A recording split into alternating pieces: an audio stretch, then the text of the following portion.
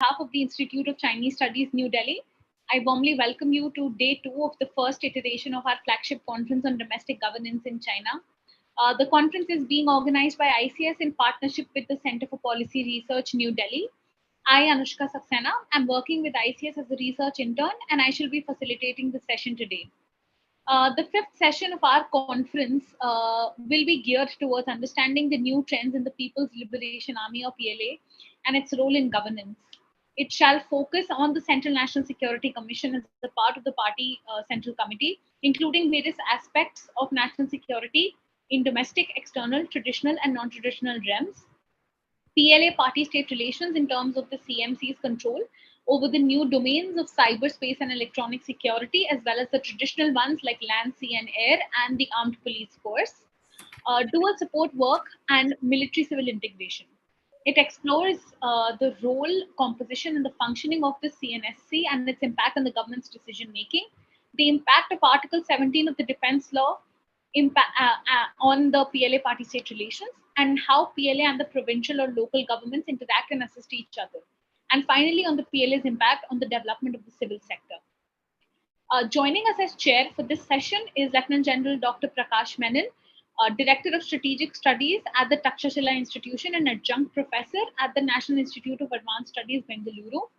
He's also the former military advisor of the National Security Council Secretariat, Government of India. Joining us as speaker is Lieutenant General S.L. Narasimhan, who is a member of the National Security Advisor Board and Director General, Center for Contemporary China Studies, Ministry of External Affairs, Government of India. The title of his paper is China's National Security Commission. Also joining us as speaker is Professor Arthur Ding, who is Professor Emeritus at the Graduate Institute of East Asian Studies, National Chengchi University, Taipei. The title of his paper is Consolidation of Power, Re-institutionalization, People's Armed Police under Xi Jinping's reign. Also joining us as speaker is Professor Daniel Mattingly, who is Assistant Professor at the Department of Political Science, Yale University, Connecticut.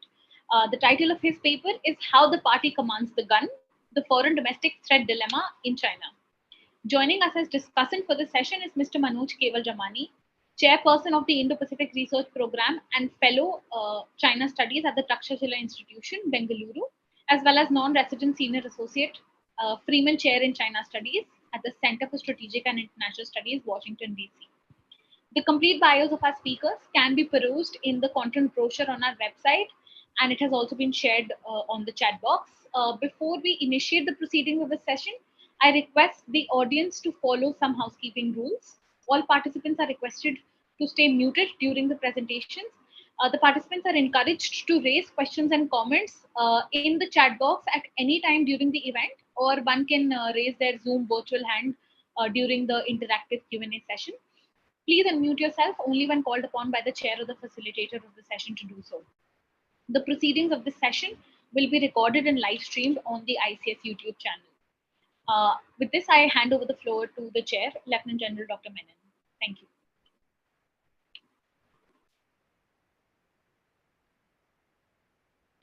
Sir, you're on mute. Thank you, Anushka, and welcome everybody to this session 5, which deals with hard power.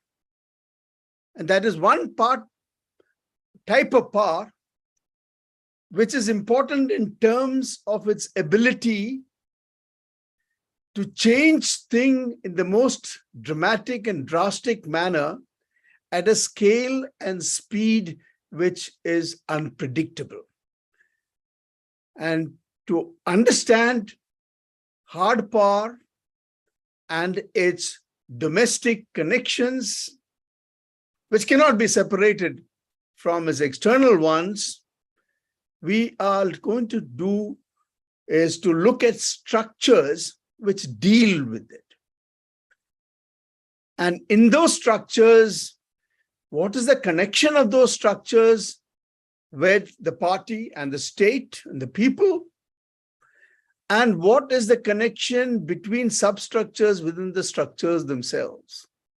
So we are going to, in a very short period of time, try and traverse a long distance which connect all these variables. but I can only emphasize the importance of understanding this, because if any power can bring about change or stop change or continue to maintain the status quo, probably hard power would have its maximum potential.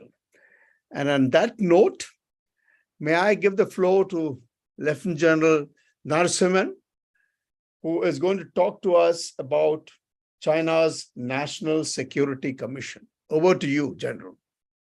Thank you very much, sir. Am I audible? Very much. Thank you, sir.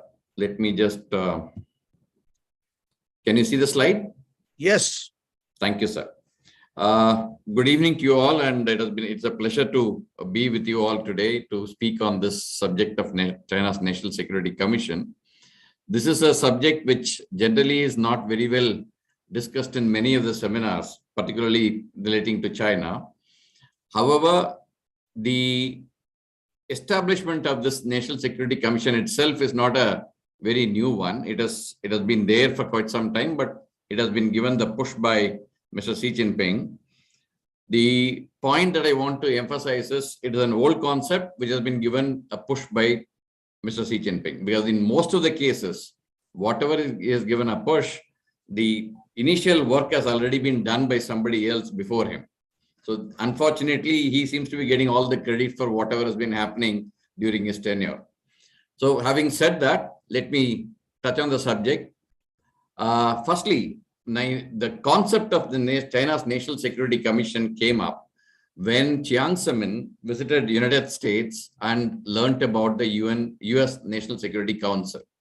And thereafter, in September 2000, a leading small group on China's national security was established. It had various members, as I have listed on the slide.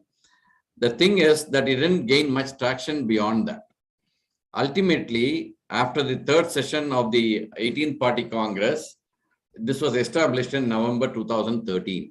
And the reasons why this National Security Commission was established are given there. When I put a why there, and I've given you 3 reasons as to why this National Security Commission was established. In the text box, you can say, it basically wanted to bring together the different policy fields under an overarching framework of comprehensive national security. I'll go ahead and explain this subsequently, but basically the existing system was found to be inefficient and silos were seen to be working, and the connectivity between the silos of foreign defense, etc., was not forthcoming at that point in time. Therefore, the establishment of National Security Commission. The aim of the National Security Commission I have given out here, basically to ensure that the stovepiping or this working in silos and limited information sharing is overcome, and basically to assist in the strategic planning and crisis response. This was particularly the aim that was given at that point in time. Later on, of course, I'll show you another definition which has been given by Mr. Xi Jinping on 15th of April 2014, when the first meeting of the National Security Commission took place. The Central Committee of the CCP is here. I've given the organization here. You can have a look at it. The point I want to emphasize is it cuts across many of the government departments, many of the party organs, and also the central commissions and leading small groups, including the Central Military Commission. It cuts across all the silos, and all of them are members of this, are party to this National Security Commission of China.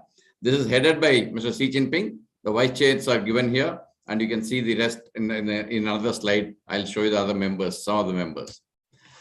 The construct basically is to ensure that it fits into the larger comprehensive national security system.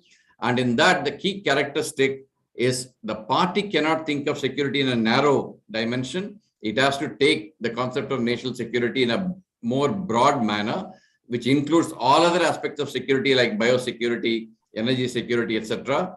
That is the something which has been given. And it talked about 11 areas that they will cover under this National Security Commission. You can see the areas which have been listed there. In addition, the number of areas have been constantly growing ever since National Security Commission has been established. You find the new areas such as cultural security, etc., security of China's overseas interest, all those things have now come into the ambit of the National Security Commission. Please also keep in mind that after the post reforms that have been carried out by the PLA in 2016, even some of the PAP has actually been moved into the Central Military Commission. The Coast Guard also have been moved into the Central Military Commission. And therefore, all those subjects that they have been dealing with have also been merged and being controlled by the Central Military Commission. There has also been a debate as to whether it looks at internal security more or external security more. Some of the analysts have said that the China National Security Commission spends about 60% of its time in dealing with internal security issues, and the remainder 40% it deals with the external security issues. Therefore, more orientation of the National Security Commission of China is towards the internal security, is what most of the analysts have said. The underlying logic of this construct is to integrate the development and security. This is where the party's role of National Security Commission comes up. One of the reasons why this National Security Commission was set up is to ensure that security and development go hand in hand, and both of them are required for the sustenance of the party to be in power in the long run. So if you keep that aspect in mind, you find the logic of this construct coming up in a clear way. Parties, that's what I have mentioned in this slide. You feel that the security and the economic growth have to go hand in hand, and the party has to ensure that this is done. Therefore, the National Security Commission also plays into the party's role of establishing itself for the long run. The role and aim, this is another aim I wanted to tell you, which was mentioned by Xi Jinping on the 15th of April 2014. You find he says that new developments and new tasks in the security field are coming up.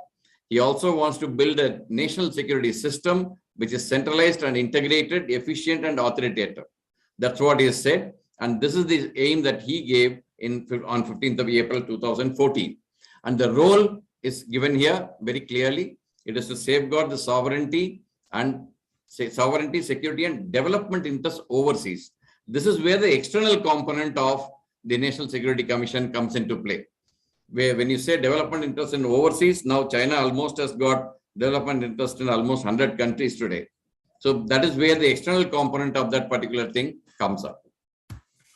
The tasks that have been given to them, you please look at the ones which have been marked in red. That is a short form of all those tasks that have been given. That is developing a national security strategy. They came out with one in 2015. Promulgating a legal framework for national security. I'll cover this later. Defining and adopting a national security policies, focusing on terrorism, etc., and addressing specific national security threats and incidents, particularly with respect to Tibet, Xinjiang, and Hong Kong.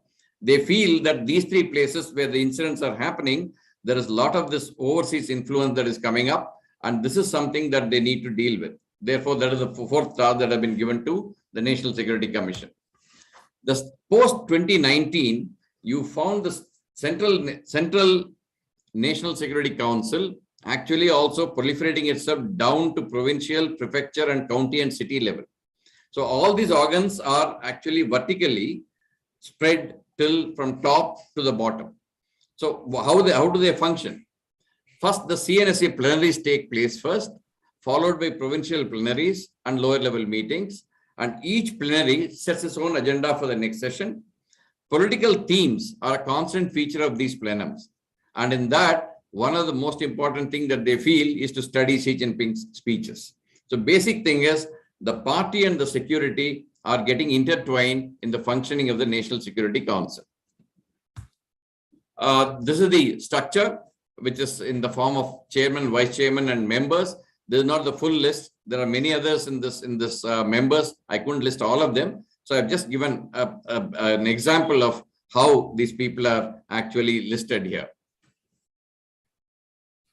The roles of various of these organizations of the National Security Commission in the security system of the PRC, I've given it here. You can see who is dealing with the immediate issues, who is dealing with the long-term issues, and how the legal issues are also getting involved into this. So each one of them have got a role in the security environment of the country. The assessment of this, these are the last two slides I have. The assessment of this is, though initially the National Security Council was taken as one of the takeaways from a visit from US, the US National Security Council and China's National Security Council are poles apart. One is a party establishment, the other one is a government establishment. The US National Security Council has got a restricted kind of role, whereas the China's National Security Council is much more broader in its role and much more broader in its dealing with internal as well as external security issues. It is mostly an inward-looking body, which I've explained to you earlier. The legalizing security issues was one of the things that National Security Commission took into its role.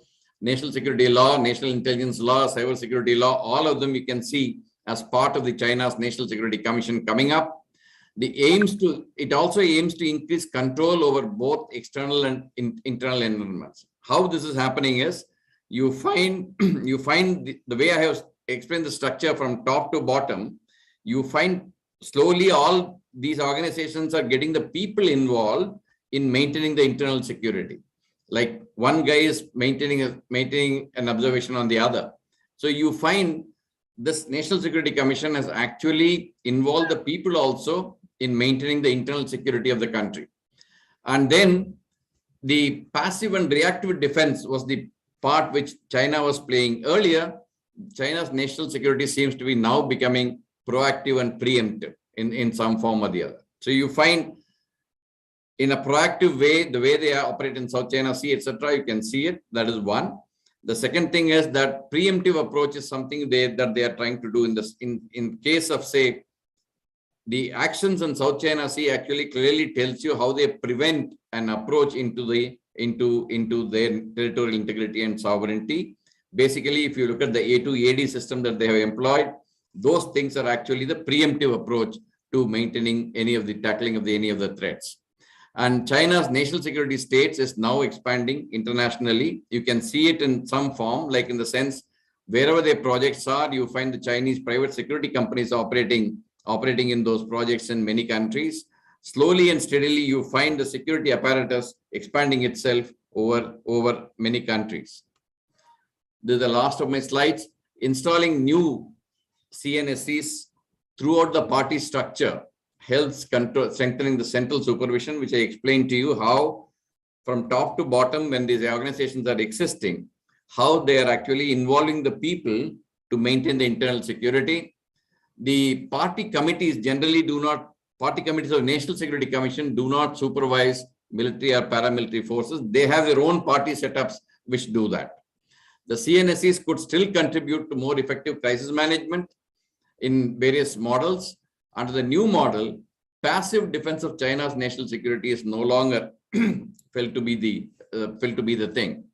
And party moving towards proactively shaping international environment in order to make the sustenance of the CCP in the long run is something that we get to see. And CCP hopes that by increasing the control over the external environment and shaping its image, it actually extends its own lifeline for a longer run.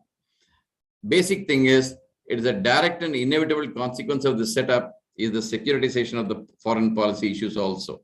What it all tells us, while the foreign policy part of the National Security Commission is actually lower in rank to the other aspects of the national security, however, they both have been now merged to ensure that the securitization of the foreign policy is in place. I finish here, and if there are any questions, I'll take it up later. Thank you very much, sir. Thank you. That was a very fast and quick sweep. We now move on to the second topic, which is going to be covered by Professor Arthur Ding, and he's going to tell us about the People's Armed Police. So, Professor Ding, the floor is yours. Thank you. Thank you for the invitation. It's really my great honor. Topic assigned to me is about the PAP. So I have some PPT to share with all of you. Okay, here's the topic and myself. Next, please. Okay.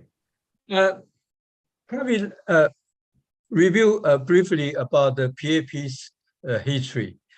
It's actually before 1982. There had been variant type of the PAP, but since beginning in 1982, they tried to reform the whole system in the context of the so-called reform era. So I start from the 1982. Briefly speaking, if we look at the established June 1982, established by merging PLA's internal security force and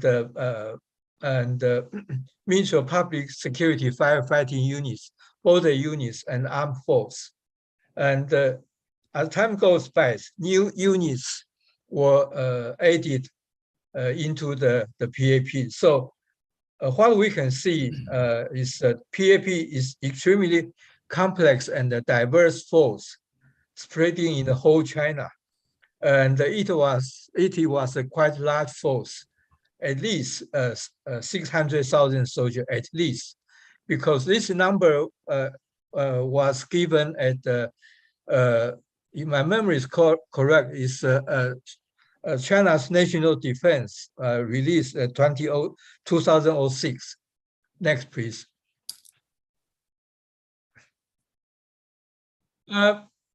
Yeah, let's take a look at this command. It has a so-called dual leadership. It's quite a weird system, frankly speaking. Nominally, it's kind of a dual leadership by State Council and the Central Military Commission. But in practice, the State Council, through the Ministry of Public Security, to assign the so-called routine mission. So actually, it's MPS have daily operation, and the CMC, through the so-called three general departments at that times, doing the so-called cadre management, command training, so on and so forth. So in practice, the PAP headquarters was established as separate units from MPS. And the PAP was one element of the MPS. And under the so-called dual leadership, from the local so-called CCP party committee governments and local public security units. So these are the so-called the command system. Next, please.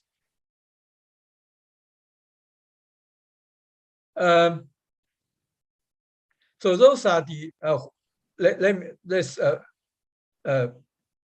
show the command. Basically similar to the previous PPT. So it's a so-called dual leadership. State Council through the MPS and the CMC. But here, ultimately, the CCP Political Legal Commission, so-called 政法委, become the leader of the MPS justice. So let me talk next, please.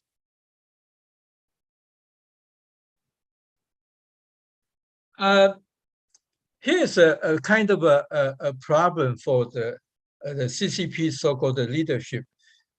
We all know that since reform started, Deng Xiaoping launched so-called collective leadership in the division of labor, 集体领导分工负责 as the norm for CCP decision making, to avoid the absolute power employed by the former Chairman Mao, because all the Chairman Mao's colleagues, including Deng Xiaoping, they are all victimized during the Cultural Revolution.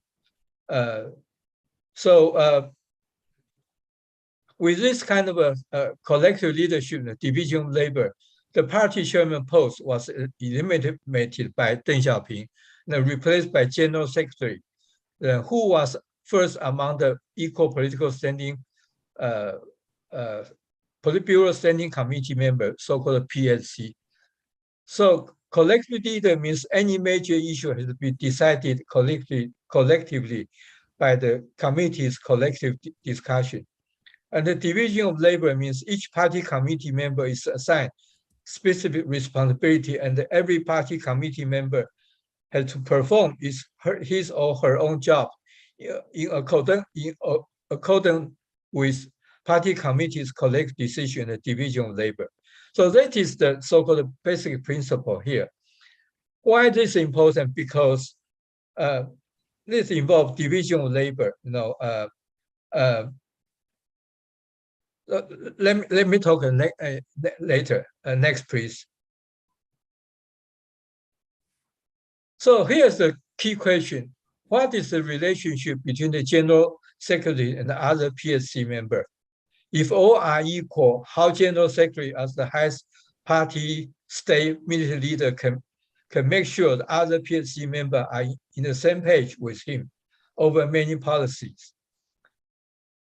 They have kind of a bargain and trade or persuasion or what? No. So these are the question incurring to the so-called collective leadership. Here's a potential consequence. Well, division of labor developed into a stovepipe of the turf against which no other PSC member can intervene one another. Well, it ultimately creates a so-called political faction along the line of the division of labor. So here's the role of the PLC, Political and the Legal Commission. The PLC is a part of the division of labor, expanded its work in the wake of the rising unemployment in the 1990s as a result of deepened reform, SOE, state-owned enterprise. Because the once reform goes further and create lots of unemployment. So the PLC degenerated into a kind of independent so-called turf, and the ambitious individual PLC member, here the Zhou Yongkang, who command a massive force of the PAP and the MPS, and the power was fragmented here. Next, please. So the trigger factor is a violation of the rule moving the PAP across the province. When entered the 18th Party Congress, tremendous rumors about ambitious Bo Xilai, who was the boss of the Chongqing city and also a Politburo member, and also rumored political coup by ambitious Zhou Yongkang, because Zhou Yongkang was reportedly trying to defend the Bo Xilai at the PSC member meetings. So we cannot verify, but all kind of rumor and there times. So here comes the overhaul of the PAP on March 28th. So here's the overhaul of the PAP by Xi Jinping again. So we can take a look.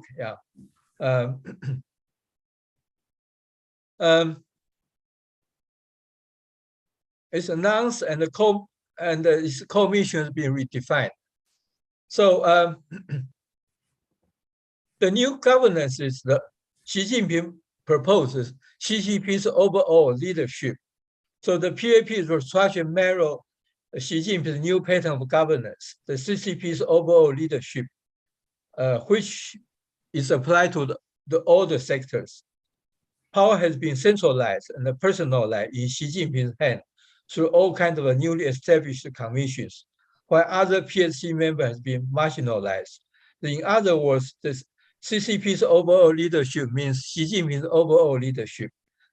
Here's a question: has been fragmentation tackled because power is centralized or personalized in Xi Jinping's hand?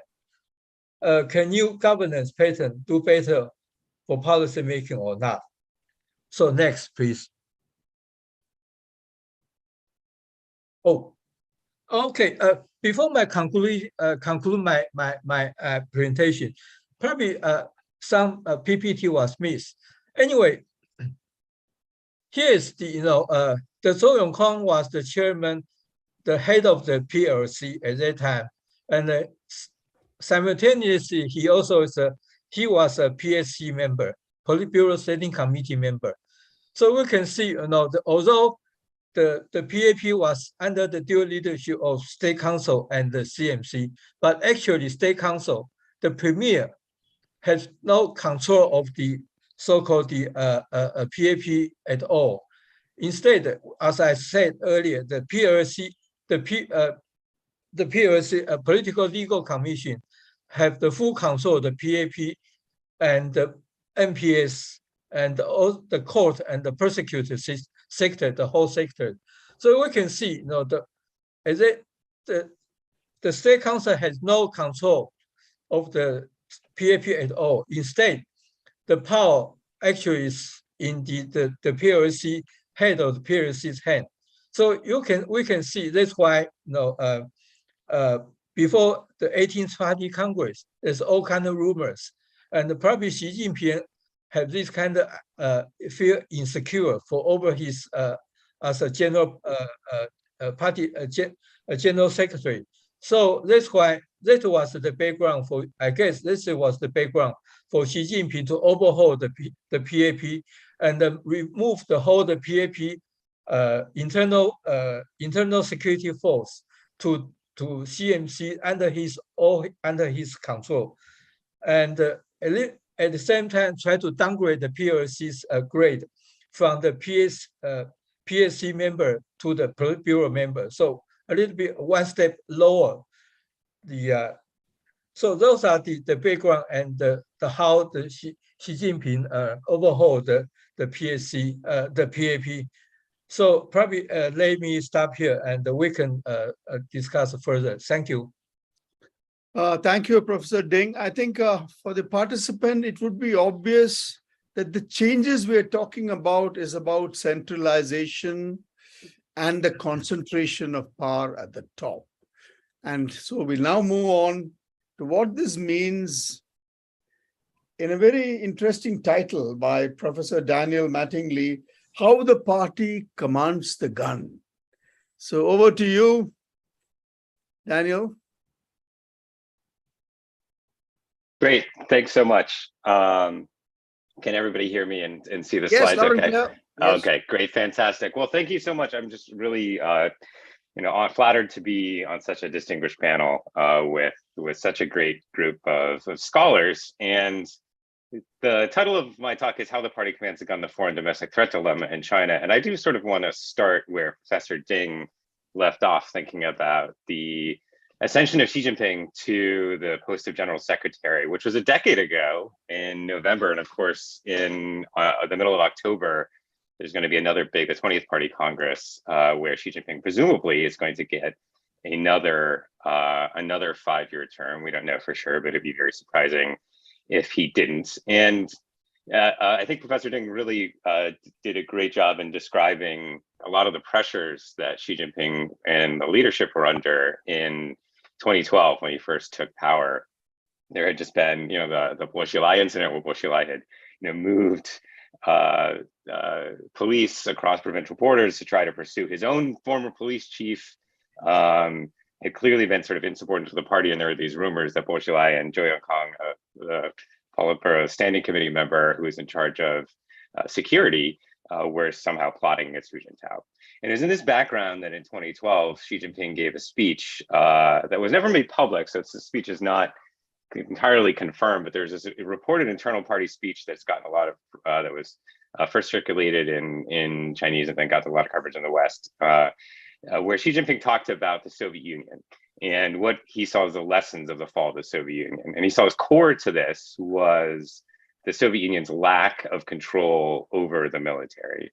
And so Xi Jinping talked about, why do we need to stand firm in China on the party's leadership over the military? Because that's the lesson of the collapse of the Soviet Union. In the Soviet Union, when the military became depoliticized, when it became a national rather than necessarily a party army, the party was disarmed and dismissed. And he went on to talk about this image that seems kind of haunt him of Boris Yeltsin standing on a tank outside of the Duma. And the Soviet military didn't act to protect the party. The Soviet military, they didn't have the instruments to exert power. The Soviet Communist Party didn't, and that's why they fell.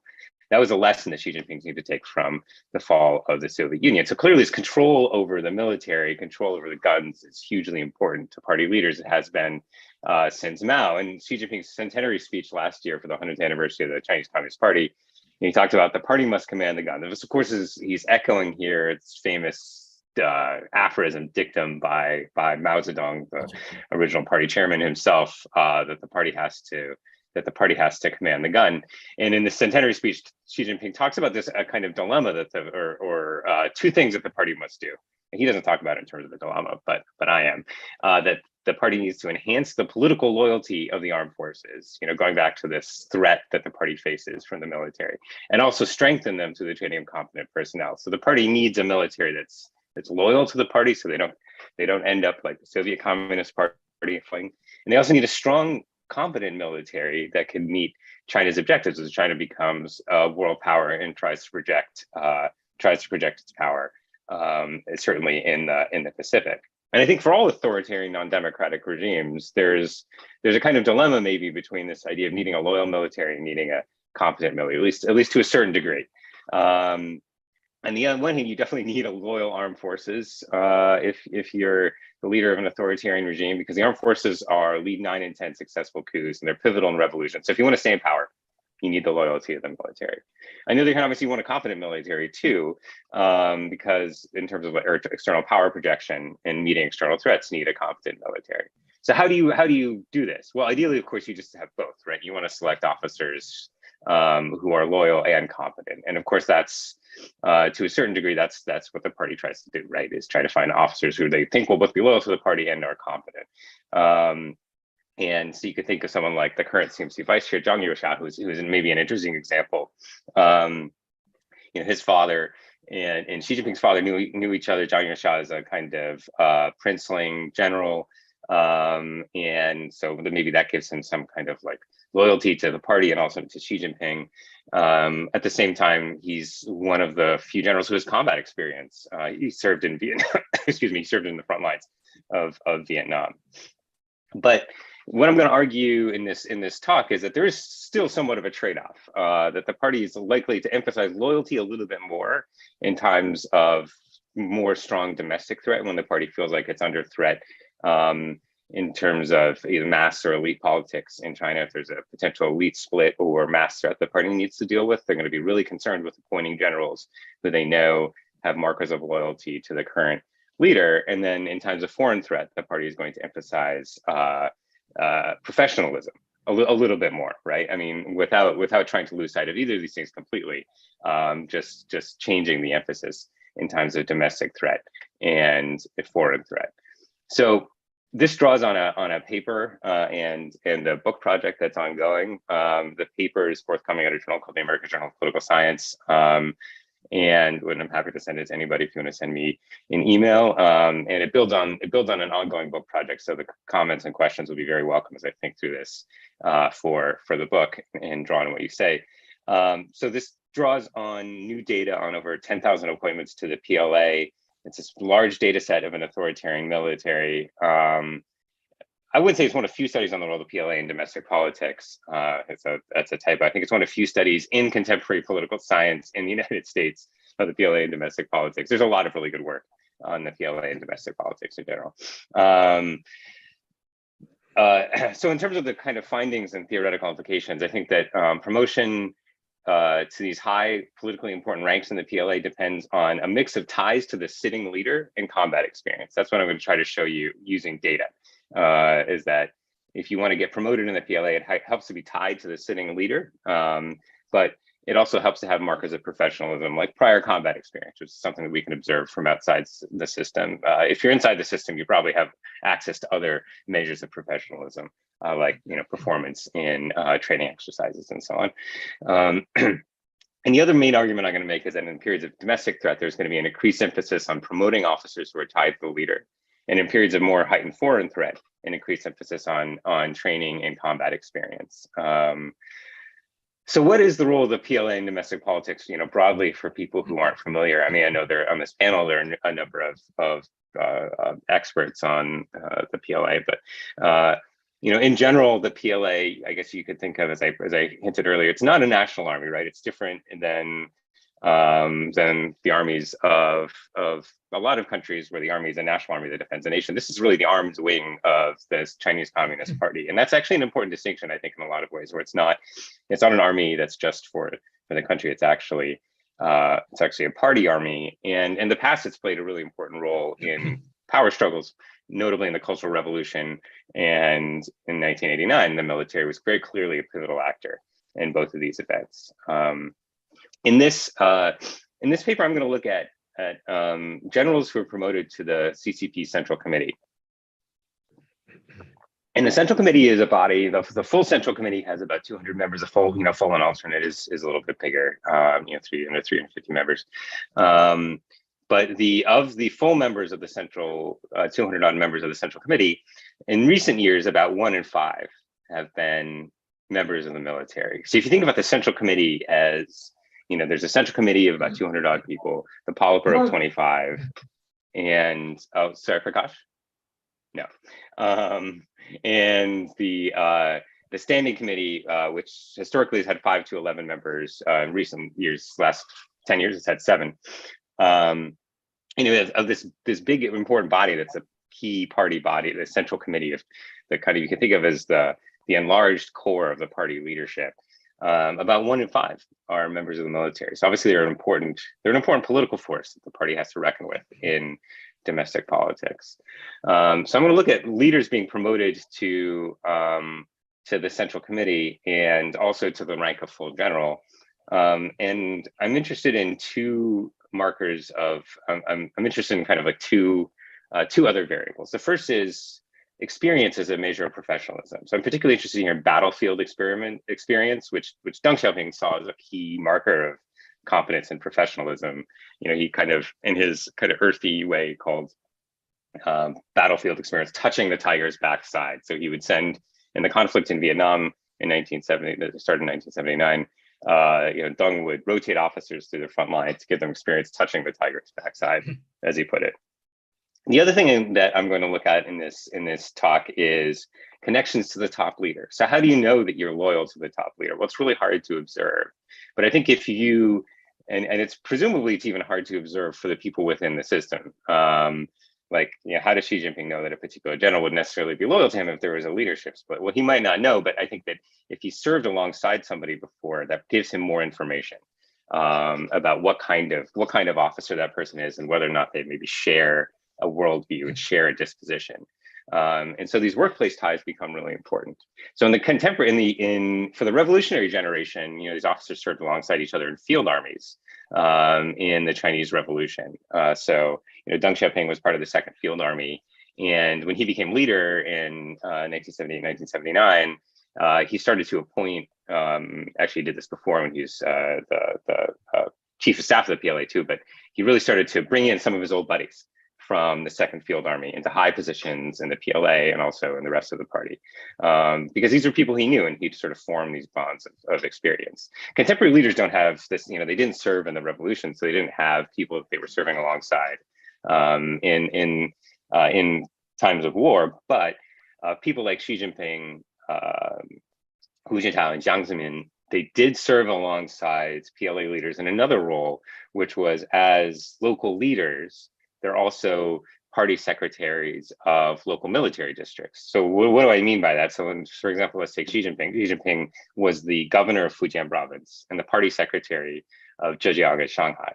And in these roles, he also spent a significant amount of his time serving as the Fujian province Defense Mobilization Committee head. And then in Zhejiang and Shanghai, he was the party secretary of the local military district, or in Shanghai's case, military garrison post. And this meant that he had to serve alongside these leaders and basically solve problems with these local PLA leaders. And these bonds, I'm arguing, that they form by serving alongside each other actually then become really useful for leaders once they rise up in national politics. So let's take Xi Jinping and go into a little more depth just to give a sense of how did Xi Jinping himself how did he develop ties to the military? Well, one of the interesting things about Xi Jinping is right after graduating from college, what was his first job? He served as a secretary in the general office of the Central Military Commission for Gongbiao. Gongbiao actually was a friend of his father's. It's not actually clear that Xi Jinping signed up to go into the CMC when he decided to work with Gongbiao, because Gongbiao was actually transferred to the CMC after Xi Jinping agreed to work with him. But nevertheless, his first kind of job was in this defense role. And it was something that he that gave him experience sort of working with these high-level generals pretty early in his career, and I think sort of sent him on a trajectory for the rest of his career. I think to a larger extent than some of his peers, he really paid attention to cultivating the military as an ally at the local level. So that by the time he moved on to, for example, being a leader in Fuzhou, where he was a mayor. He was actually spending a significant amount of his effort in local funds for these cities that he was running, trying to cultivate the PLA by, for example, doing things like building the new barracks, building the new offices, and essentially trying to make friends in the PLA. So here's Xi Jinping of Fuzhou. He's got this nice leather jacket on, like young Xi Jinping, I think, was a kind of a fashionable guy, and the two people, so Xi Jinping is here in the middle, and the two people on the left and the right are two people who would later actually become quite important in the PLA. Xu Xiliang, who later became the vice chairman of the Central Military Commission, the current vice chairman of the Central Military Commission. And the person on the right is probably Ding Aihang, who's later the commander of the PLA Air Force. So these are people that Xi Jinping was meeting with early and creating sort of bonds with through his position in Fujian, where he was serving alongside them.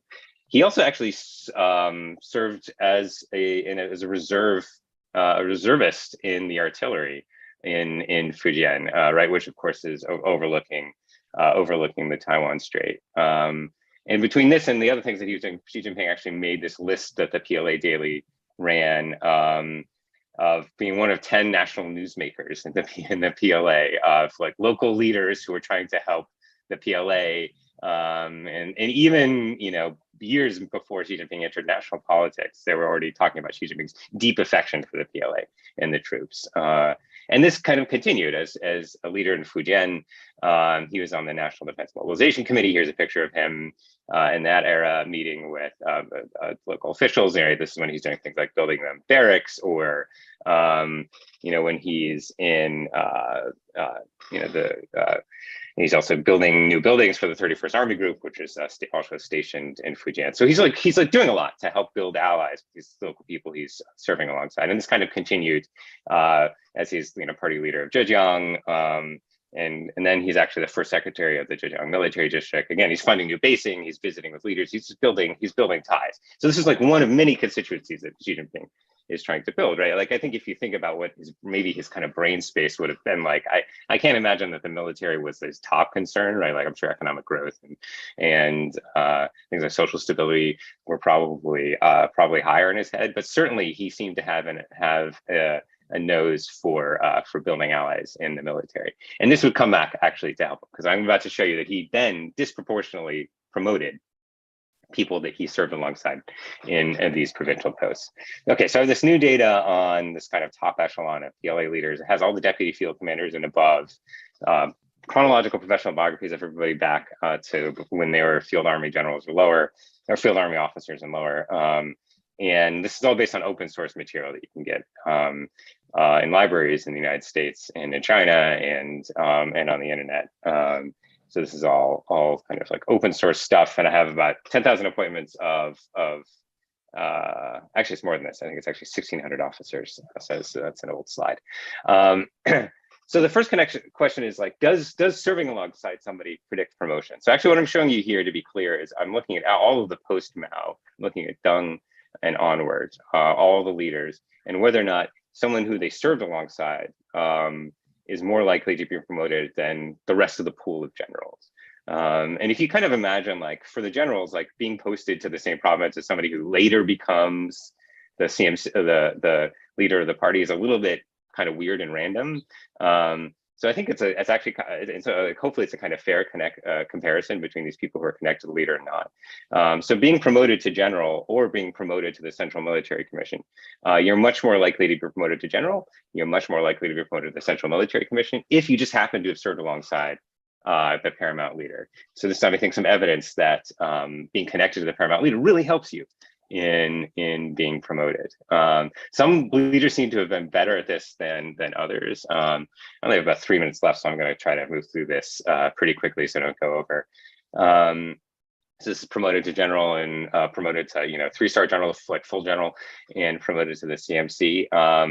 So Deng and Xi Jinping, and when it comes to being promoted general, seem to have done pretty well. You can see the confidence intervals for Hu Jintao are pretty wide here, that's because Hu Jintao was not connected to as many generals, because by the time he came into office, a lot of them had retired. But definitely there's strong evidence that Deng and Xi did really well at this, and especially at promoting people to the Central Military Commission. They both definitely did better than Jiang Zemin and Hu Jintao. And I think it's interesting in part because it does fit with this idea that it's I think not coincidental that of the post-Mao leaders, Deng and Xi are the most have been the most powerful in the civilian realm. And I think there's a case to be made, which I can't make in the course of this paper, but I'm going to try to make in the book, that one of several things that underlies their civilian power is how much control they've had over the military and how much security that's given them in domestic politics. The other piece that I want to argue is that that combat experience is helpful for promotion. So this is promoted to general, promoted to the CMC. You can see on the left here, like combat generals who have combat experience are much more likely to be promoted than generals that don't. Similarly, being promoted to the CMC, generals that have combat experience are more likely to be promoted than generals that don't. So this certainly seems to help, as this generation the last generation that had potential frontline combat experience is a generation that served in Vietnam. As that generation ages out, presumably this will become less relevant. Daniel, we are actually running ahead of time, so you can take 5 to 7 minutes or maybe even 8 minutes. You can be generous. Okay. with time. Okay, well, that's very generous. Thanks. I'll try to be a little bit shorter than that to not tax people's attention, but I'll try to get through. Thanks. That will allow me to make this last a little bit of an argument here about the difference between periods of domestic threat and foreign threat. So the last piece that I want to talk about is that, okay, so obviously the party wants people who are loyal, maybe have served alongside the leader, so the leader knows that they're potentially loyal to them, and people who have some markers of professionalism and competent, like combat experience. The other thing I want to argue is that in some periods they're going to emphasize one over the other. And so what I want to argue here is that in key periods of domestic political threat, the party is much more likely, places more emphasis on personal ties. So I'm going to focus especially on 2 periods here. The first is this period from 1989 to 1992, when there were, between 1989 and 1992, there was an elite split in 1989 when Deng Xiaoping and Zhao Ziyang started to disagree on the handling of the student and worker protests that emerged in 1989. And between 1989 and 1992, there was even though Deng Xiaoping remains the paramount leader, he appointed Jiang Zemin, and there was some amount of conflict and uncertainty over whether Jiang Zemin would ultimately emerge as Deng Xiaoping's successor. And the military actually played an important role in this, with the Yang brothers potentially trying to challenge Jiang Zemin as the top leader. The other period is 2012, which I talked about at the beginning, in which Professor Ding did a great job talking about these kind of struggles to succeed Hu Jintao with, especially the Bolshevik. And so the question is, in these 2 periods, compared to all other periods, do connections matter more? And the answer is basically yes. In these 2 periods, and this is just promotion to general, because promotion to the Central Military Commission happens so infrequently. So, so in these 2 periods, promotion to general, the party's really prizing ties to the top leader during these 2 periods, where in the aftermath of 2012. Promotion, connections to Xi Jinping really matter, and in the aftermath of 1989, connections to Deng Xiaoping, but then also Jiang Zemin, also really influenced promotion. So there's some evidence here that in these periods of high domestic threat, the party was like, okay, we really need to, buckle down and care about loyalty in promotion. And the other argument I want to make is that in periods of foreign threat, periods of escalating military tension, there's more attention to professionalism than there is in other periods. So the PLA is definitely becoming more professionalized over time. I mean, I think there's no doubt that the PLA has become more professionalized as a trend since the reform era. And so I'm not trying to make the case that there's a flat line. I mean, I think the line is an upward line, but I think that there's been some points of acceleration, essentially, around these periods of foreign threat. And here, I mean, I think this is maybe, I would say this is the most, this categorization is the hardest to kind of, what's the right way to think about foreign threat in Chinese politics? I think it's not necessarily obvious. I just want to focus and zero in on one period where there's pretty good evidence that people in elite politics seem to start to change their minds about the degree of foreign threat that China faced, which is the period between the Belgrade embassy bombing and the Hainan Island incident, when China really seemed to decide that actually NATO was a much bigger threat than in prior years, and China really needs to start to pay attention to the United States as a potential adversary in the Asia Pacific. And in these periods, the party started to really prize combat experience, and started to prize combat experience more than in earlier periods. Once there was this kind of shift in the late 90s. Again, against this backdrop of increasing professionalism in terms of training and expectations for officer education and background. So to wrap up, and thank you so much, General Menon, for the extra time. So in this talk, I've made an argument about the kind of foreign domestic threat dilemma, where in general the party cares about loyalty and competence in selecting officers, but prioritizes factional ties a little bit more during periods of domestic threat, and training and combat experience a little bit more in periods of in foreign threat. So we come back to this kind of overall setting of the party really needing to have control over the military in order to maintain power. I think that understanding the party's relationship with the military is really crucial for understanding civilian power, and also for understanding, I think, what's going to happen in the party Congress in about a month. Well, thanks so much for your time, and thanks so much for the extra time to talk a little bit more. Thank you so much. Very interesting. We'll now move on to my colleague at Takshashila, Manoj Keval Ramani, and I will use Daniel's framework of connections and loyalty to Takshashila institution as a reason to give him 5 more minutes. And I've also want to tell him that in case he need more, maybe I can be considerate. Over to you, Manoj. Thank you so much, General Menon. This has been fascinating. 3 very different presentations, and I had thoughts on all 3, which I thought I would share. And I'll begin with first talking about the National Security Commission and the conversation on that.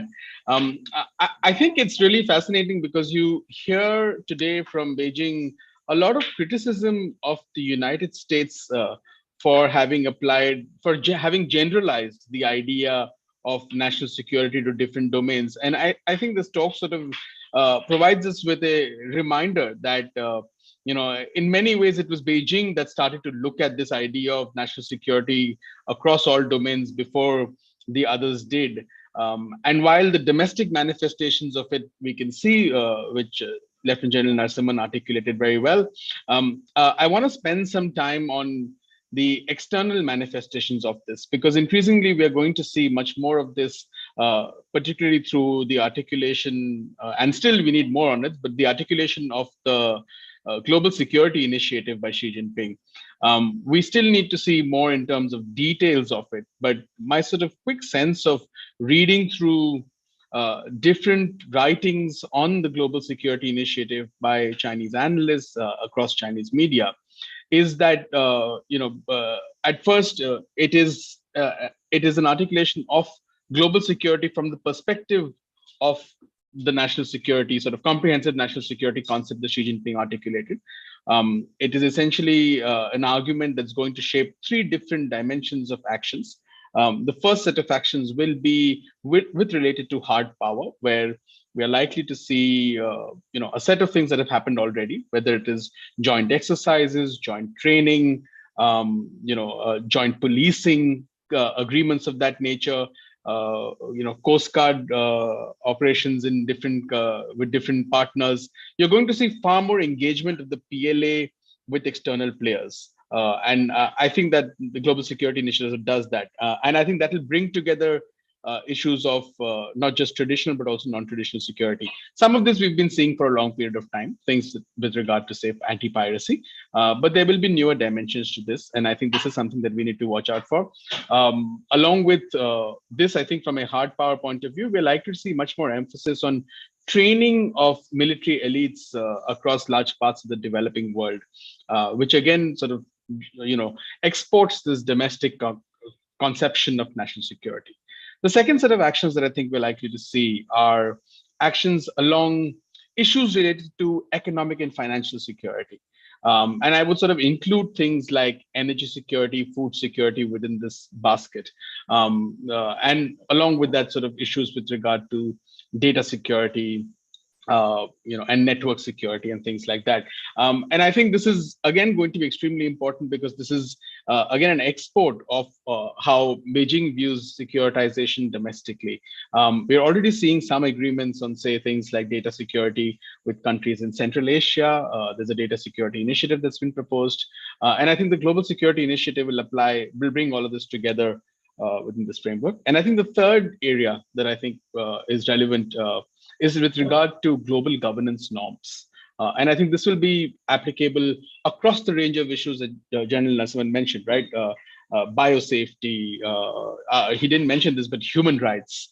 I think beyond that, nuclear security. What you're going to see is they're going to see Beijing try to get countries through the different multilateral groupings that it's part of to come together and try and articulate a reshaping of global governance norms across these different areas, which suit its own sort of security requirements. So I think that's how I see at least this framework of national security and comprehensive national security being exported, while domestically it's being implemented through the National Security Commission is a key part of implementing that, and a key part of the Central National Security Commission that Lieutenant General Narasimhan articulated was political security. So while I don't think political security is something that Beijing can export outside, and I think we've seen it being extremely reluctant to get engaged in political issues, even in close partner countries. For example, Sri Lanka, we didn't see Beijing get involved at all in the overthrow of the Rajapaksa regime.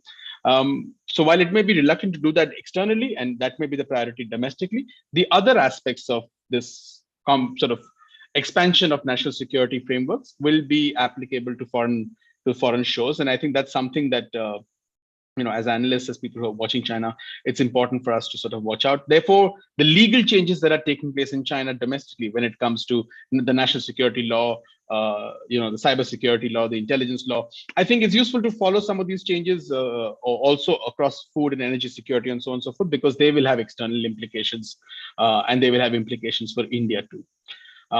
Moving on to the People's Armed Police, I thought this was a fascinating presentation, and I think it leaves me with much more questions.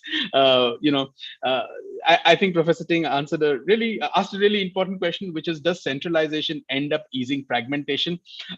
I think that's the story of the entire Xi Jinping era.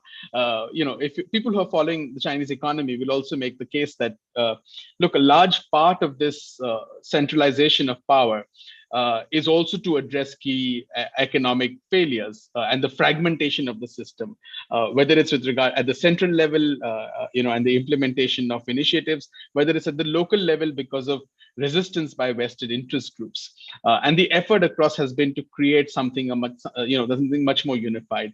Today in the morning I was with a session where we were discussing the plan to create a unified national market. And at the heart of it, publicly, if you look at it, the argument makes quite a bit of sense that you've got a large market, you want to ensure smooth flow of goods and services. Yet at the end, what you're essentially doing is that you're essentially empowering the central authorities and disempowering local authorities, which may end up sort of curtailing local innovation, experimentation, and change competitiveness across different cities and provinces. And I think, the centralization of security forces, the PAP, was another sort of attempt at trying to take away, defang local political authorities. And I wanted to sort of understand, in fact, from Professor Ting, whether this has engendered a greater sense of security for Xi Jinping and for the central leadership, because my sense is that it's still an extremely insecure leadership.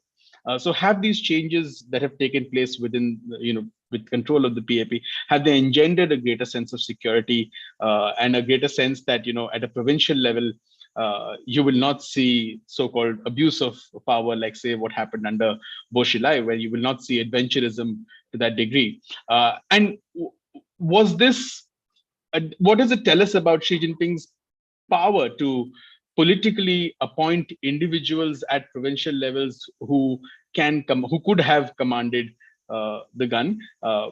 Does it tell us a little bit about the limitations of his power in terms of political appointments across the system, that despite that authority that he commands, he needed to do this so that even though he may be having key allies in charge at different levels in the system at local levels, yet this was a systemic shift that he felt was necessary. So I wanted to hear from Professor Ting whether what we can infer from this change with regard to Xi Jinping's power politically within the system, that he needed to make this change, or is this an insurance policy in some which way, right?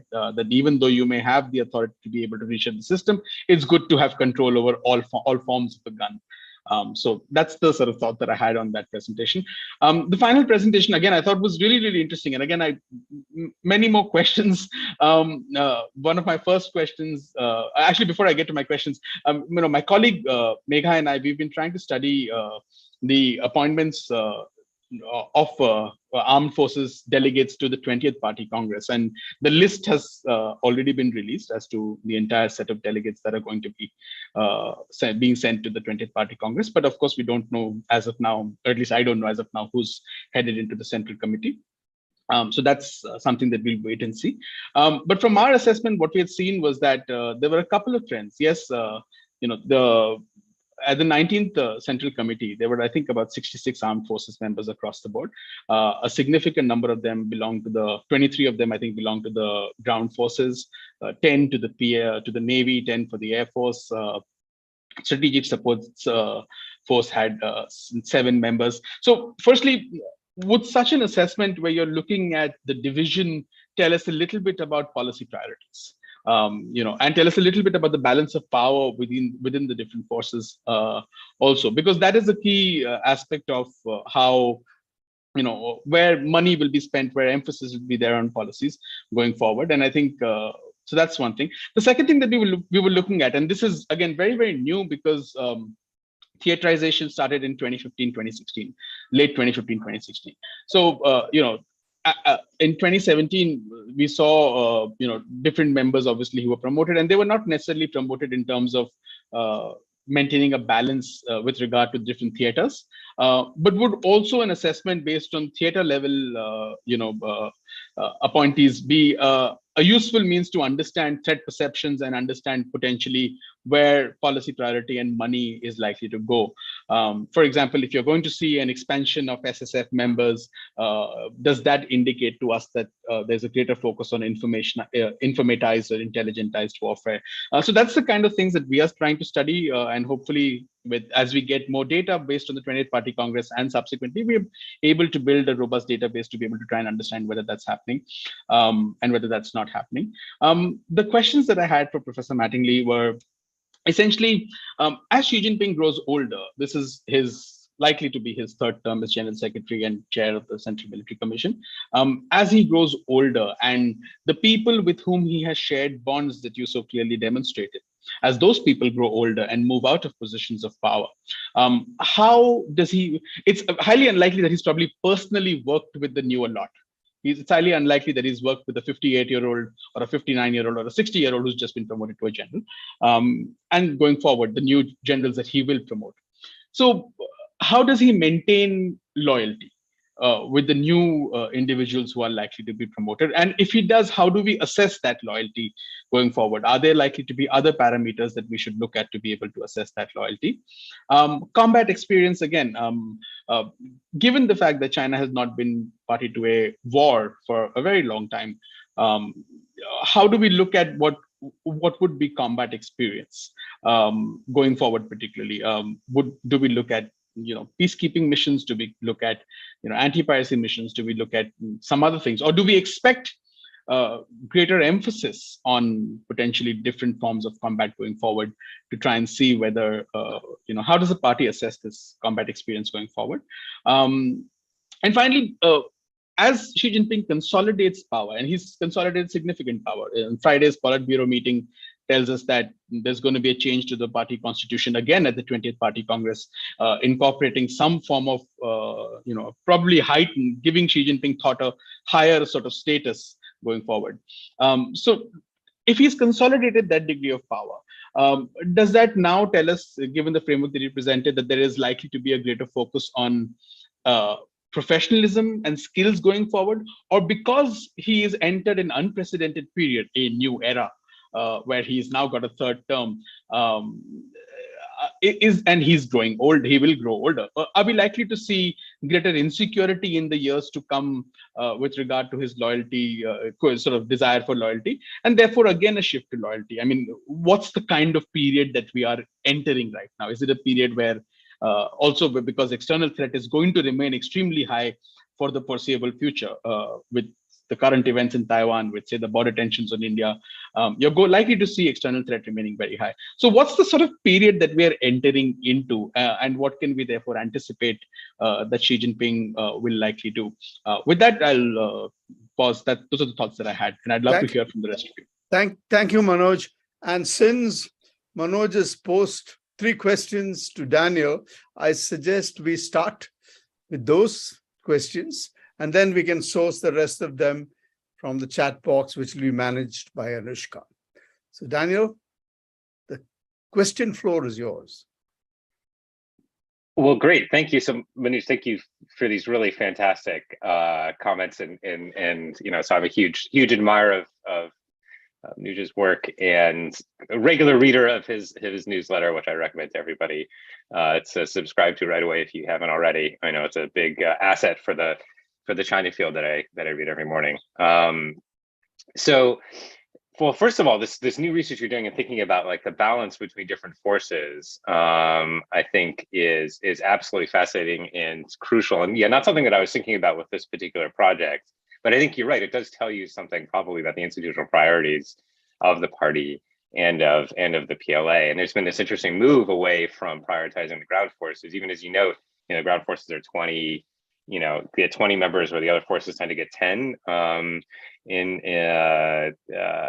You still see a little bit of a move away from the ground forces as getting the lion's share of the resources as the PLA tries to move into a true joint fighting force. So it'll be interesting to see how this goes forward, right? Like, I mean, I think this is definitely something to keep an eye on. And this interesting situation with the Central Military Commission, where you have it's kind of extraordinary. We have 2 members of the CMC who are it used to be the Rocket Force, now the Strategic Force members, which is like empowering this branch of the PLA that had been kind of secondary for a long time in an interesting way. I mean, I think that's, both highlighting the importance of the strategic forces, right? Maybe that should have led us to predict a little bit ahead of time some of the emphasis on building up China's nuclear force. Maybe you could read that also as like they're less politically powerful, so maybe that benefits Xi Jinping. That's one. I guess that would be one way to think about it in terms of domestic politics, but the international politics angle there seems clear. So for these 3 questions, like first, as Xi Jinping gets older, how does he ensure loyalty if he's not, if he's getting older, the people he served with are getting older, and they're getting pushed out of service in the PLA, and how do we assess that loyalty, and how does he assess that loyalty if we're going to kind of try to armchair psychologize what Xi Jinping is doing. I mean, I think that presents, you know, on the one hand, I wouldn't want to overemphasize this challenge to him because I think he has such firm control over the PLA and has done so much in terms of ideological work and rooting out any potential kind of like rivals in the party, that I don't think that he necessarily is sitting up at night worrying about the fact that he's more and more distant from some of the people that he's promoting. So I wouldn't want to overemphasize this as a challenge, given how much work he's done to thoroughly kind of cleanse the PLA. I mean, I'm sure he doesn't consider his work there over, but at the same time, I do think it does present a little bit of a challenge. You could think of like, there's an analogy here, I think, to Mao in the 70s, when like after he purged Lin Biao and a lot of people from the PLA, he became essentially, he was still the unquestioned leader of the party. But the military wasn't as much at his fingertips in the way that it was through the 50s and 60s. I mean, you can go further back, right, to the 40s. And I think that you know, and I think that plus the looming succession battle made the PLA, you know, again, a kind of arena for elite struggle. And so I think that going forward, we won't be able to see from the outside that Xi Jinping is appointing these leaders. I'm not necessarily sure that's going to be a huge concern for him. But I think that what it will potentially do is make the PLA into an arena of whatever succession struggle is going to happen after Xi Jinping leaves office. I want to come back to that for this. Let me just answer the third question, which is, as he consolidates power, is there likely to be a focus on professionalism or greater insecurity going forward? Well, I think for now, I mean, I think just greater is going to be. I think there's going to be this, you know, escalating emphasis on professionalism, and that's been happening for a long time. And now that he's kind of cleaned house, that leaves room for him to continue to deepen these reforms. And I think there's two ways to, I mean, there are many ways to look at the reforms that he undertook to the PLA, you know, around 2016, you know, huge bureaucratic reforms. A lot of it was about increasing the effectiveness of the military in a number of ways. You know, one of them being joint, and the key one being the ability to fight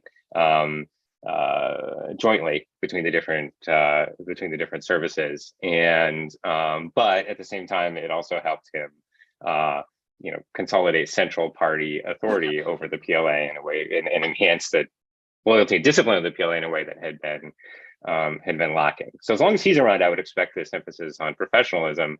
But then I think that we're going to eventually enter, as Xi Jinping gets older, and it's clear that at some point he's going to need to try to designate a successor. And I think he's going to encounter some of the same problems that Mao and Deng did in designating a successor and actually sticking to it. And it's going to make the PLA once again into this potential arena of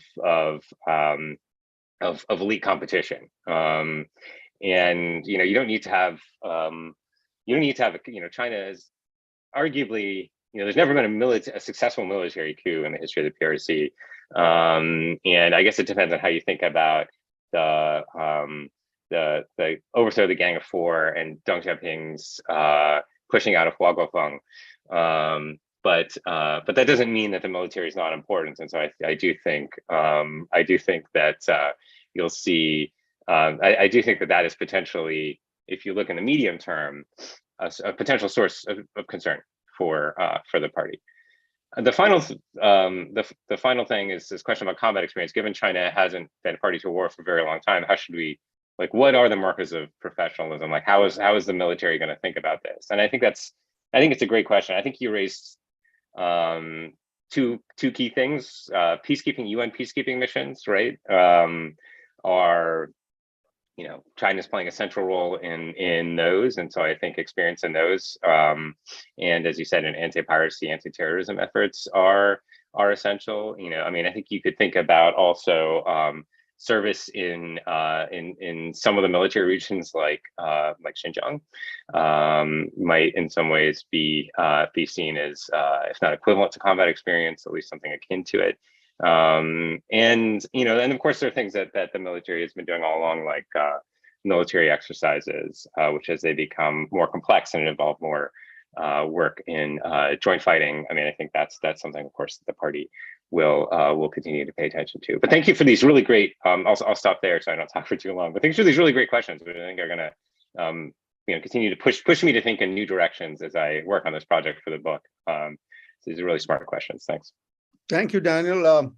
Anushka, I think we need to give Daniel a break. So please take the questions which have been aimed at General Narasimhan and Professor Ding. Over to you. Sure. Thank you so much, sir. And thank you to the speakers. So we have only one question from Ambassador Ashok Pantha, former director at ICS, for Lieutenant General Narasimhan. You have mentioned that the NSC of China is poles apart from the NSC of the US. How does the Chinese entity compare with the NSC set up in India, apart from the obvious difference that in China it is party-led, while in India it is a government body? I think Lieutenant General Narasimhan can answer that question, and then we have 3 questions again for Dr. Mattingly. So, you can give the BRI question also to General Narasimhan. There's a question on BRI. Yeah, I've read that question, so I'll come in and answer that. Okay, great. And also, sir, with your permission, I would like to give some remarks on the discussion that took place with Daniel and Manoj. Of course, shoot. Okay. First, on the question of the National Security Council of China and India, the structure which I showed as part of the Chinese National Security Council and the structure of our National Security Council is entirely different. We don't have in our Security Council the cross kind of organizational structure which the Chinese National Security Council has got. The Chinese National Security Commission has got. That is number one. Number two, I think in our country, most of the functions of the National Security Council are now generally done by the NSCS. The National Security Council is actually a body of a few people which actually corresponds to some CCS plus some addition to that. So the NSC per se has not been so effective, but the functioning of the NSC has been now generally being done by the National Security Council Secretariat. That is our system. But compared to that, in the Chinese system, you find a cross-pollination of all the departments into the central military, into the National Security Commission. So that is a major difference, and the way both these function are actually not comparable at this point in time, at least, unless we do major changes and bring all the other people who are relevant into this entire thing. That is the question on the National Security Commission. On the representation in the Central Committee, please also understand the numbers. The ground forces are larger in number compared to the PLA Navy, the PLA Air Force, Strategic Support Force, and the Rocket Force. And so correspondingly, you will always find a major representation from the ground forces. It will always be there. So please look at it from that point of view and don't see it from the point of view of which service is going to get more emphasis or anything as far as this is concerned. The second thing is on the issue of party loyalty versus the personal loyalty or the national loyalty. This question has been under consideration for a very long time by many analysts. But I think we need to also look at the loyalty to the nation a little more in detail. Basically, because in our discourse to look at party loyalty or the loyalty to the senior person or the leader, I think we are underplaying the PLA's penchant for national loyalty. Because I have commanded all my formations on the Chinese front. I have never seen anybody talking so high of the leader. They always talk about the Zuko, their own country. So that national loyalty is something that we need to be keeping in mind in addition to all our discussions on the party loyalty or the loyalty to the leadership. And on the CMF, there's a question, if you don't mind, Daniel, I'll answer that and you can add on to whatever it has. CMF, in my own understanding, it is mainly meant to transfer technology from civilian to military and military to civilian, and both can benefit out of the development that take place in the civilian field and the military field. I don't think it has got nothing to do with the question that's been put up between political and the professional army. that is a different ball game altogether, and this is a different ball game altogether. And the other point I wanted to talk about is on the GSI, which Manoj mentioned. I also mentioned in my slide. Please understand, today the GSI is being underplayed everywhere in the world. I've just returned from USA on a very detailed visit, and I find that GSI is not finding the correct kind of traction it requires in the USA also. The preparation for the GSI started a year and a half ago. The building blocks are slowly being put into place, and then the initiative was rolled out. We are missing the point of the initial the building blocks that are coming up. So to that extent, the GSI needs much more detailed study. And I would request all of us who are here to go through what Mr. Wang Yi gave the explanation for GSI. And also Le Yucheng, before he got moved out of the foreign ministry, he gave an explanation to the GSI. So these two, if you study, you will find an exact detail of how the GSI is going to play out and how the Global Development Initiative is going to be pitched into this Global Security Initiative. This is a very important thing that we all need to look at as far as China is concerned as of now. On the global governance norm, which you talked about, the Global Security Initiative actually talks about creating an alternate security structure. That is the detail which has come up in those two articles, in those two explanations which I told you about. So this is going to be extremely important for us all to look at. And lastly, the reforms of the PLA, and I'll answer that question on the BRA also. The reforms of the PLA has created two things. One, it reduced one level of command and control. On the other hand, it centralized the decision-making within the CMC. The way the four departments have been now subsumed into the Central Military Commission, it centralized the decision-making process, whereas theaterization needs a decentralized process.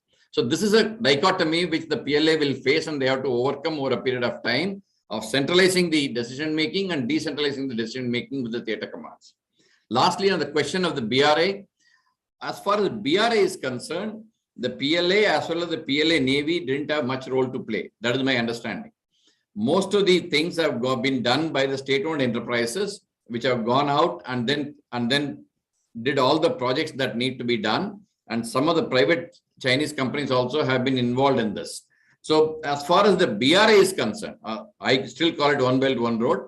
As far as One Belt, One Road is concerned, the PLA Navy and the PLA didn't have much role to play, including the security aspects of the projects that are being run overseas. Those are being done by private security companies. So to that extent, I don't think the PLA or the PLA Navy had a role into this.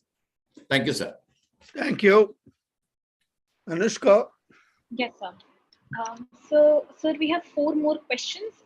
They've been directed to Professor Daniel Mattingly, but I'd request all the other panelists to chime in if they have any thoughts. So these questions, and I'm going to address them all together, are as follows. How deep is the role of the PLA and the PLA Navy in the BRI, land and maritime dimensions respectively? Is there some authentic source or official document which lays down the policy regarding promotion criteria of high-ranking generals in the PLA? The third is, how does the prioritization of political loyalty impact PLA's military effectiveness modernization? And lastly, how do you assess China's military-civil fusion strategy from your paper's framework of the dilemma between political and professional army building? This is for Professor Mattingly. We had another question from Ambassador Kantha on combat readiness, which has already been addressed. So I'd like to hand over the floor to Professor Mattingly. Thank you. Great. Well, thanks for these questions, and yeah, I agree with what General Narasimhan was saying, and so in some cases maybe I'll just kind of add a footnote to what he said. So this question about are there official documents and official policies, regulations that lay down promotion criteria for high-ranking generals? I mean, so the basic answer is yes, that there are. There's a system of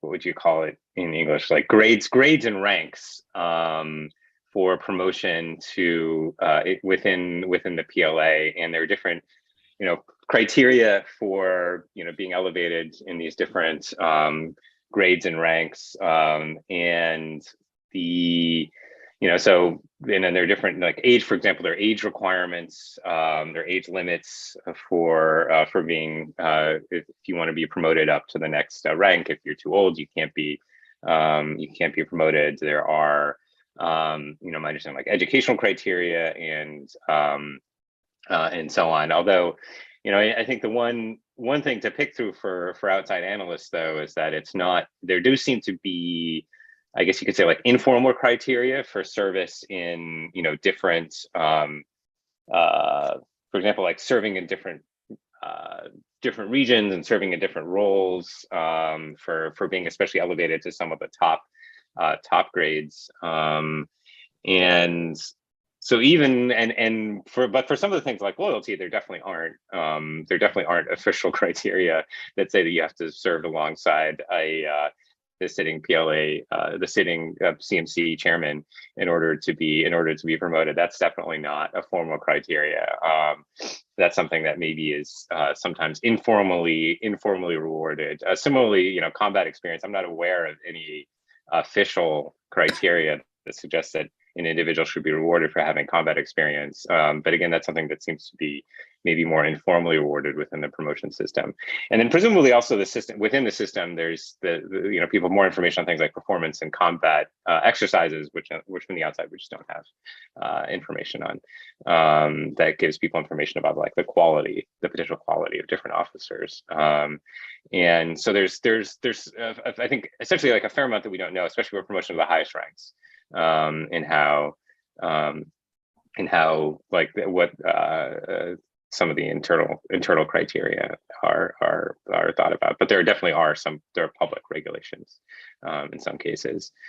So this question about combat experience, how do I define combat experience considering last war is fought with the PLA? So I think I answered partly, and you asked this question around the same time that Manish was asking his questions.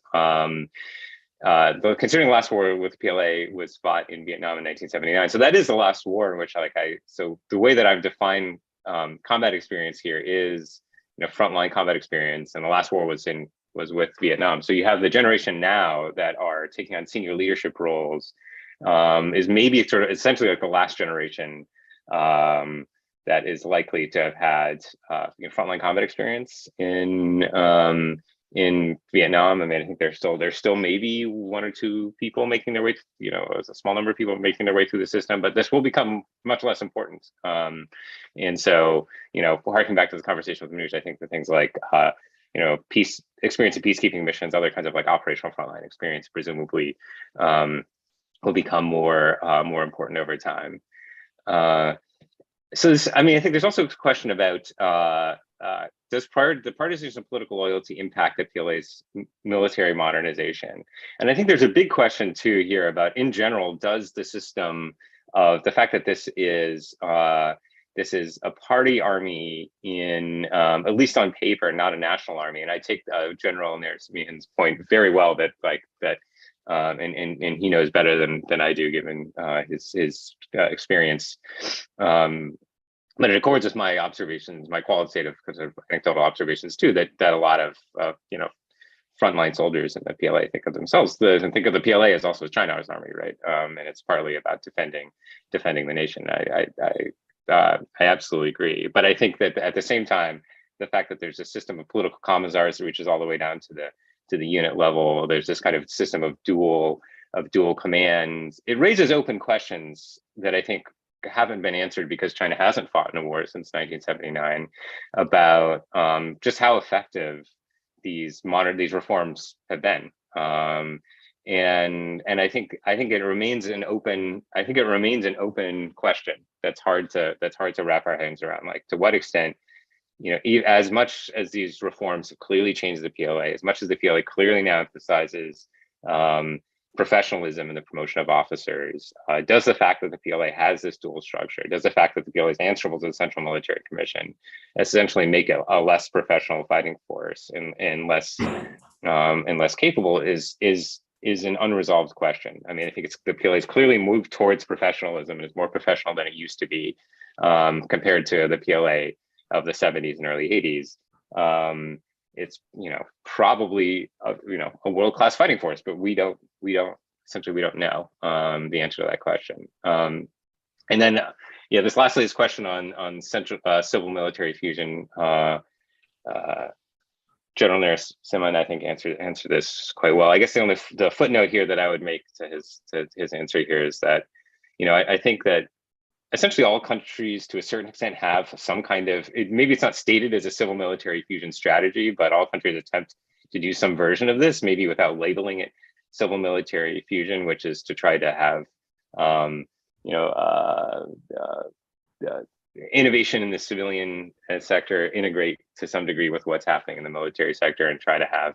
So I don't think that there's no necessarily trade-off here between a political and politicization and professionalism in this sector. I mean, I think, but there is a question, like how much political direction can you have of this kind of innovation? I think it's also a big open question for people studying these things. So thanks for these great questions.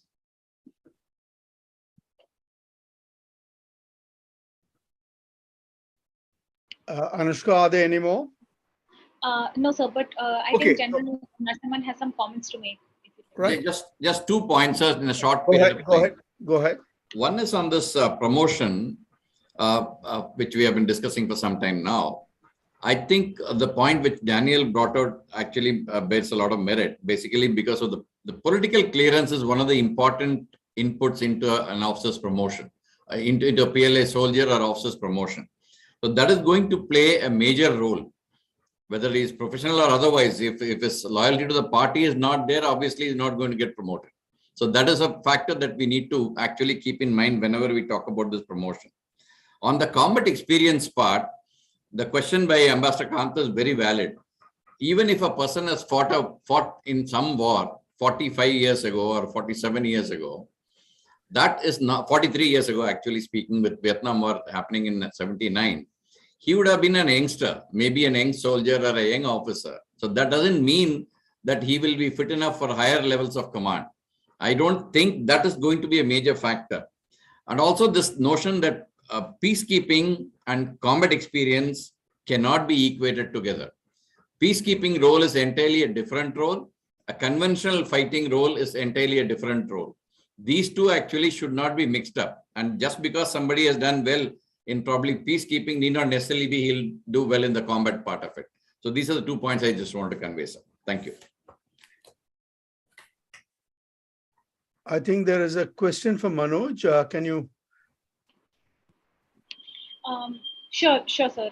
So this question is from Mr. Rajesh Rena, which is that are the Chinese army personnel more nationalistic than the Indian army ones, given the fact that our army is born out of voluntary sentiments? I think it's addressed to Mr. Manoj here. Yeah, I don't think there is any way in which I can answer that question with any sense of authority. I would leave it to the two generals to address that than me. General Narasimhan, surely please answer that. Okay. I have seen not only here on the border, but also when I was posted in China, the nationalism factor in a PLA soldier is extremely high. I will give that much to the common PLA soldier as well as the PLA officers. That does not mean an Indian soldier is going to be less nationalistic about it.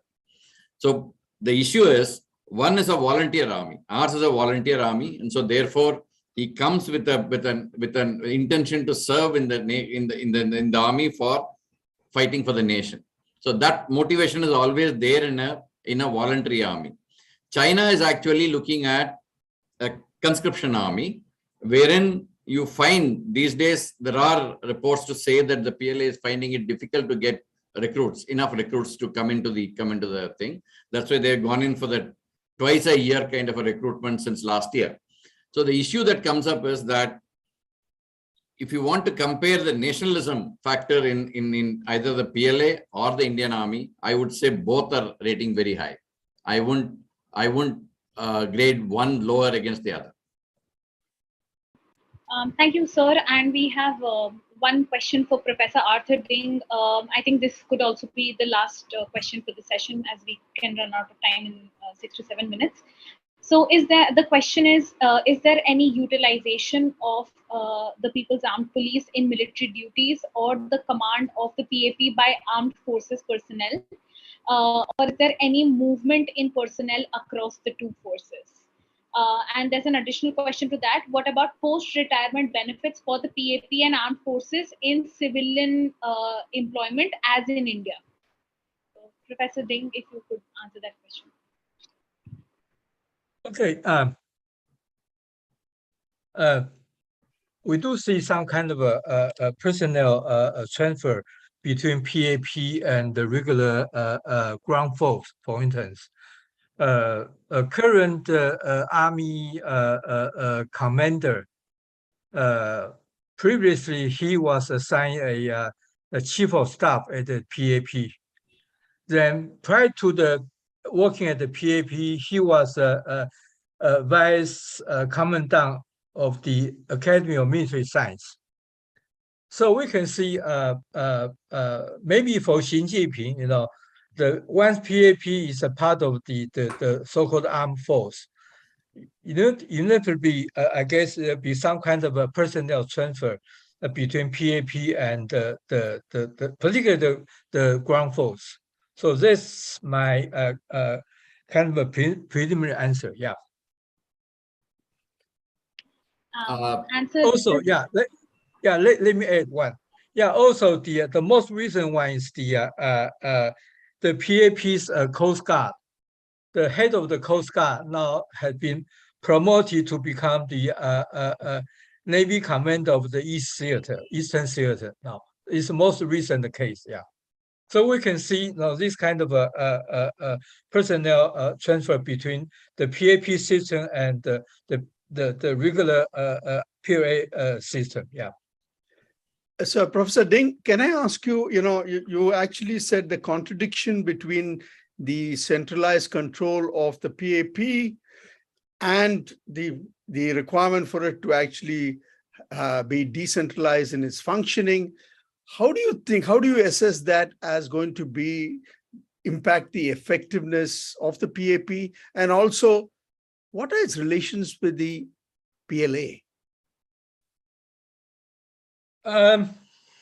It's a good question. I guess the focus of the Xi Jinping's so-called overhaul of the PAP is that to move those so-called PAP with the real combat experience, to move those units under the CMC direct control. And for the rest, for instance, forest firefighting and the border units have been disbanded and sent them to the so-called functional government agencies. So anyway, let me say it again. The focus of Xi Jinping's overhaul of the PAP is to move those the PAP units with combat capability to under the direct control of the CMC. For instance, we know that PAP has a kind of a special force for anti-terrorism. So those are directly under the CMC, and also those for the so-called internal security. Those units for the internal security, but also be removed to the directly under the CMC control. So those are and for the rest, send them to the functional government agency. For instance, as I said, the firefighting, the border units, and the forest firefighting, and the so-called gold mining. So those are the less relevant, less related to the so-called internal security as well. They are sent to the different functional government agency. So those are the my interpretation. So there's no kind of so so there will be somewhat the consistent.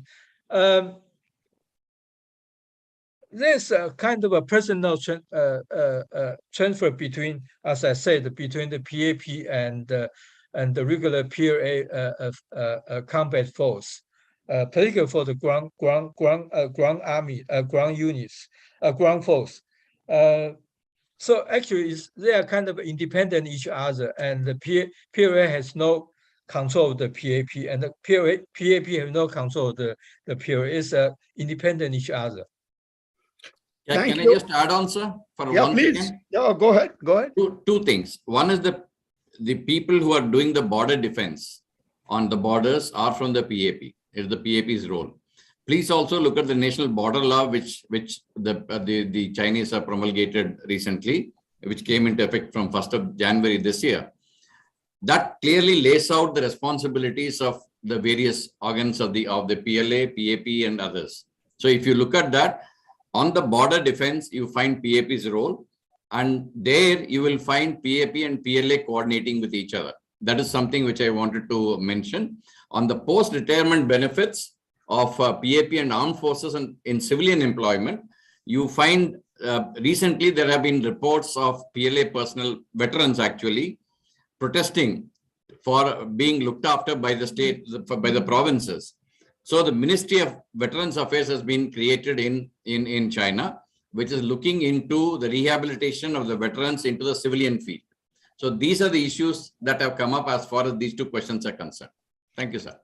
Thank you so much. And it remains for me is to sum up. And I've just got one point which I want to make. And that is the issue about the fact that as power gets centralized and as structures are more authoritatively driven, in military terms, I think it is good for planning purposes, which means China now has the ability to actually consolidate its resources and do a lot of centralized planning. And as we can see, the rollout of military hardware has its source from that centralized thinking. What it actually is you need to actually study is about how does this centralization affect or impact how the military is ready to fight a war, because war requires decentralization.